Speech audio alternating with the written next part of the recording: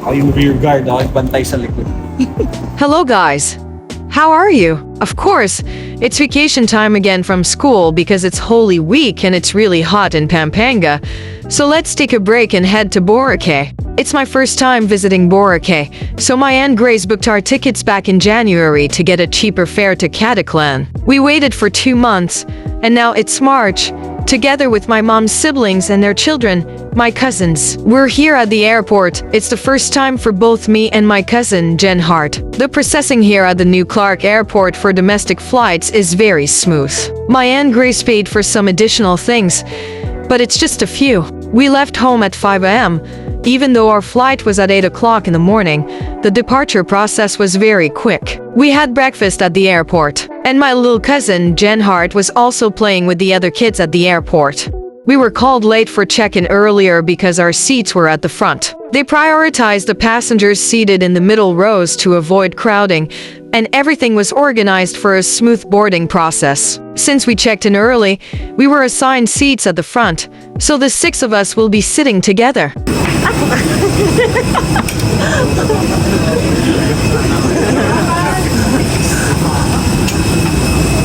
We each brought one freehand carry bag, so that's a total of 6 bags, all within the 7-kilo limit per person. We also had free check luggage, as long as we didn't bring any liquids or sharp tools, which we didn't, so everything we brought was good for the luggage. We checked in 2 purple bags for free. The plane has already taken off, and we've begun our ascent. I've been on planes many times, so I'm used to it and not scared anymore. However, my little cousin Jen Hart was a bit unsure because it was her first time, but she didn't cry. In fact, she seemed to like the experience of being on the plane and even enjoyed the journey. I wanted to sit by the window on the plane, but my mom wanted to take a video, so it was okay. After about 15 minutes, they announced that food service was available, but there weren't many options on the airline today, so we had noodles and garlic bread. It was enough for my mom and me. The food tasted okay, and it warmed our stomachs. We were just craving some food while on the plane, haha. After 45 minutes, we didn't realize we were already in the Visayas region. We could see some islands, but I wasn't sure if one of them was Boracay Island. The view from up here is really beautiful. You can see the blue hues of the sea and the green islands. It turns out we're at Malay Cataclan Airport. We finally landed safely. It's incredibly hot today. Even my little cousin Jen Hart wasn't scared, haha. Pacific team headed by flight deck crew, Captain Ramon Cruz, alongside with First Officer Raymond Dolozo. Together with your cabin crew team, we would like to thank you for making Cebu Pacific a part of your important moments. It was truly a pleasure having you all on board, and we do hope to fly you more fun in the future. And we're pleased to announce that we have just landed 20 minutes ahead of our scheduled time of arrival. We landed right at 9 a.m., and it felt like our flight was only about an hour long. When we stepped out of the plane, it was a bit windy, but not too hot on the skin, probably because we came from the air-conditioned plane. Next, we boarded a bus that transferred us to the arrival area of Boracay Airport. Boracay Airport, also known as Godofredo P. Ramos Airport, is small, but their system is well organized. We didn't encounter any problems. My little cousin Jen Hart was amazing because she didn't cry. It seemed like she enjoyed our travel. She even sang the wheels on the bus while we were on the bus. And when she saw the beach, she screamed with joy. Ha ha! It's our first time here in Boracay, so we're excited. She's adorable to watch, haha. It's a pity her mom couldn't join us because she had a family emergency. Her grandmother passed away. But it's okay. We've been planning this for 2 months, so we decided to continue with the trip. Her dad is with us anyway.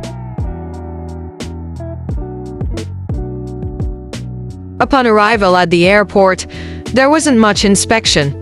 So we immediately looked for transportation to transfer us to the port for our trip to Boracay Island. We had the option to take a trike or a van, and we chose the van. We paid 500 pesos for the 6 of us. It only took us 15 minutes to reach the terminal for sea vessels.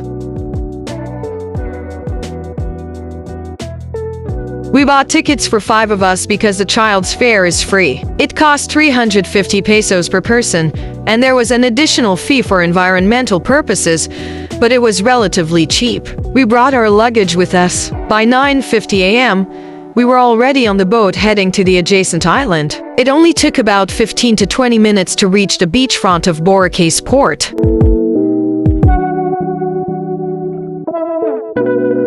We've arrived at the port, and we're about to disembark. Just one more ride and we'll be heading to our booked hotel. The boat ride can be a bit dizzying if you're not used to traveling by sea, but we didn't encounter any problems. Everything seems to be well organized here. We're now riding an e-trike or electric tricycle. We didn't manage to take a video of us boarding because we had so much luggage. These trikes are electric bikes, quiet and spacious enough to fit our suitcases on the roof. We paid 500 pesos for the ride to Movenpick at Station 0, which is almost at the end of Boracay Island. It took us about 35 minutes. The weather is scorching hot as it's nearing noon, but it's not too uncomfortable on the skin. Riding this e-trike added another adventure for us, which was quite enjoyable. Finally, we arrived at the guard point of Movenpick Resort and Spa Boracay, and they assisted us in getting down from here. It was already 10:46 a.m. when we arrived at Movenpick. Their entrance was stunning, quiet, and the surroundings looked secure for the guests. We were greeted by their staff with a cold towel and a welcoming drink, which was truly unique in presentation. It seemed to mimic the colors of Boracay Beach, with lemon and blue curacao. We were overjoyed by their warm welcome. We were amazed by the vastness of the place, surrounded by numerous trees and plants that adorn the hotel rooms. There's even a pond along the way, adding to the serene atmosphere. One notable feature is their playground for children, open from 6 a.m. to 6 p.m., providing entertainment for the kids. They also have shops where you can purchase swimwear and souvenirs if you're interested. We were just in awe when we saw the sea glistening under the bright sunlight. The surroundings were dazzling, illuminated by the sun's rays as it was midday. We took some photos and decided to come back later for a swim to avoid the scorching heat of the sun. We booked a trike to take us to the mall because it was already lunchtime, and we planned to have our meal at Station 2. We were looking for a place to eat first. Despite the intense heat around us, we didn't feel it on our skin because of the cool breeze and the trees surrounding the mall. There are plenty of shops here to choose from. Since the little one wanted to play, we also bought her a toy for making sandcastles. We purchased it after finishing our lunch.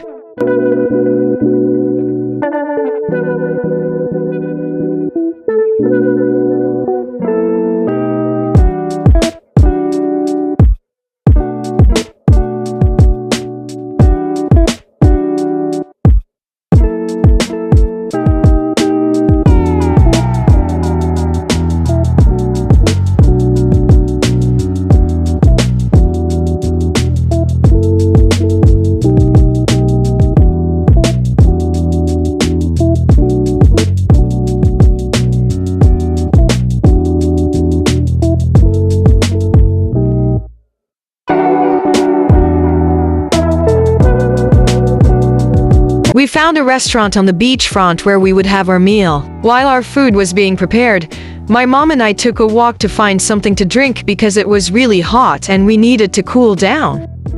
We stumbled upon Jonas Fruit Shake along the beachfront of Station 2. It's quite popular on social media, so I wanted to try it too. That's why I ordered a vanilla shake. My mom didn't want one because she avoids sugary drinks, so I decided to get it for myself.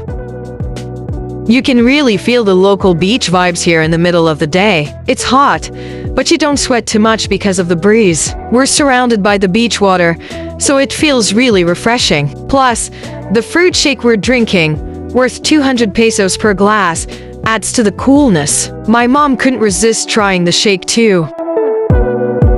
It's a little bit crunchy if you bite it with your mouth. Like the liquid because of the ice.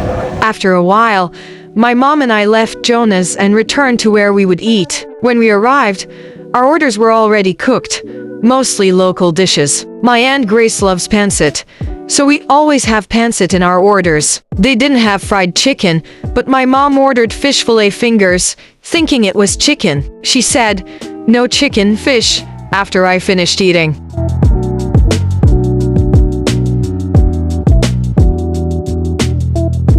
After lunch, we immediately looked for a place to have dessert. Of course, we often see Halo Mango on social media, so we searched for it right away and placed our order. There were so many options, with various sizes and types available, depending on how many people you're ordering for, how much you can eat, and your budget. We opted for a medium-sized one, which cost us around 500 pesos, topped with pure mango. One bite, and the taste was just heavenly. Even now, I can still remember how delicious it was. The sweetness of the mango on top was just right, not too sweet. Beneath it, there was ice, and on the second layer, there was mango-flavored ice cream. It was like a mango-centric version of Halo Halo. We all loved it and wanted to have it again the next day.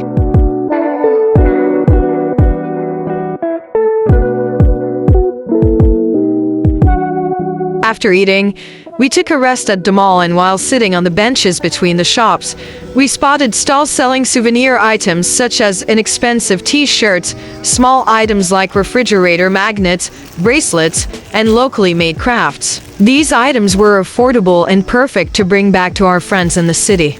The t-shirts were also very affordable, priced at 100 pesos for adult sizes and only 80 pesos for kids sizes. My mom bought some for her staff and friends.